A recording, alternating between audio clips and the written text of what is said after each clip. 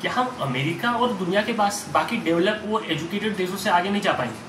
भारत की इकोनॉमी इस समय बहुत स्पीड में और बहुत गति में, और सभी का मानना है कि 2050 तक ये बहुत ऊपर चले जाएंगे और हो सकता है अमेरिका के भी आगे जाए। लेकिन ऐसा करने में हमें चाहिए एक स्किल्ड यूथ। किसी भी देश की पहचान उसके यूथ से होती है। चाइना के पास दुनिया की सबसे ज्यादा यंगस्टर्स है जो स्किल बेस है। ऐसे में हमारे एजुकेशन में स्किल की कमी है, इसी को देखते हुए सरकार ने लाया है एनईपी 2020, इसका लॉन्ग फॉर्म है नेशनल एजुकेशन पॉलिसी या को राष्ट्रीय शिक्षा नीति 2020। इस नीति के बारे में बात करेंगे। मेरा नाम है राज कलचुरी और मैं समर्थ महाविद्यालय लाखनी से इस नीति के बारे में मेरा क्या मानना है और मेरे विचार आपके आगे व्यक्त करूंगा। इस नीति में सबसे पहली बात यह कि 10+2 ये जो एक पैटर्न था, उस पैटर्न को हटाया गया है ताकि बच्चा 10th में आने के बाद ही सीरियस ना हो, पहले से ही वो थोड़ी सी उसमें पहल रहना चाहिए। इसलिए इसका जो फाउंडेशन है उसको स्ट्रॉन्ग करने की और इस बार नेशनल एजुकेशन पॉलिसी में ये हमें दिखा। दूसरी बात ये है कि आपको मदर टंग में पढ़ाया जाएगा, मतलब आपकी जो मातृभाषा है उसमें अगर आप पढ़ोगे तो कॉन्सेप्ट भी आपको काफी अच्छे से समझेगा, और ये अगर आपको समझेगा तो आपके लिए हर चीज ईजी जाएंगी। दूसरी बात ये है कि फोकस ऑन स्किल, केवल किताब नहीं, केवल आपको किताब या तो रट्टा वाली चीजें नहीं है,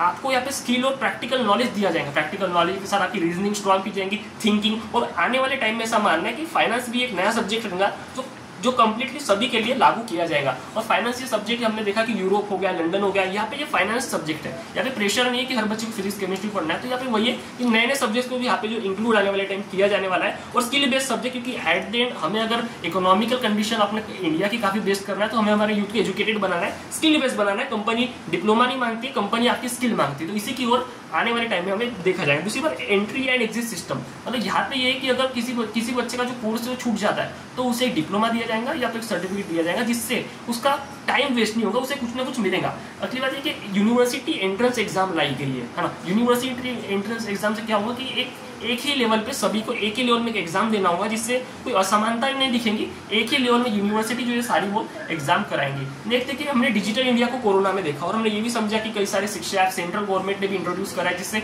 शिक्षा में जो काफी ज्यादा हमें एक प्रोत्साहन देखने मिला। डिजिटल आने वाले टाइम में आ रहा है और एआई की दुनिया आ रही है, तो सरकार ये को एक बात समझ चुकी है। और इसी के साथ एनईपी में ये भी एक बात लाया गया है कि अब हमें जो डिजिटलाइज करना है, अभी चाहे टीचर्स की ट्रेनिंग ऑनलाइन करी जाए या बच्चों का ऑनलाइन डाउट सॉल्विंग किया जाए, इधर जो है ये दबाव हमें देखने मिल रहा है। एनईपी का मेनली है कि अब स्टूडेंट को जो है हमें एक ही सब्जेक्ट में नहीं करना है, मतलब एक ही सब्जेक्ट में वो थोड़ा अगर आगे जा रहा है तो जान देना चाहिए। जरूरी नहीं कि उसे सारे सब्जेक्ट पढ़ना है, मतलब किसी एक स्पेसिफिक सब्जेक्ट में अगर उसे ग्रोथ हासिल करना है तो वो कर सकता है। यही जो एनईपी में हमें देखने मिला। मेनली ये काफी अच्छी चीज है, लेकिन इसके लिए हमें लोगों को सोशल अवेयरनेस देना होगा कि अच्छा इसका क्या है, क्योंकि सभी लोग कंफ्यूजन में ये क्या हो गया।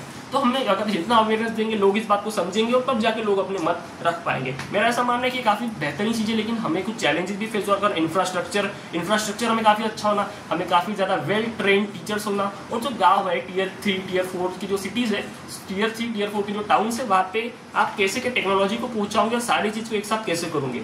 किसी भी इंसान की जिंदगी में 10 साल बहुत होते हैं, लेकिन किसी भी देश की जो लाइफ है उसमें 10 साल ज्यादा नहीं होते। अगर हम 10 साल में धीरे धीरे इंप्लीमेंट करें एक स्टेप जाके, तो हो सकता है हमें बहुत अच्छा रिजल्ट देखने मिले और 2050 तक यकीनली हम अमेरिका के बराबर या उसके आगे जा हमारा भी एजुकेशन की पूरी दुनिया चर्चा करे। तो हाल ही में बिल्कुल हमें प्रोत्साहन करना चाहिए और जल्द से जल्द हमें भी इसमें कोऑपरेट करना चाहिए और आने वाले टाइम में हमें भी एनईपी को सपोर्ट करना चाहिए। बस मैं यही कहूँगा कि आने वाले टाइम में जल्द से जल्द हो जाए। जय हिंद, थैंक्स।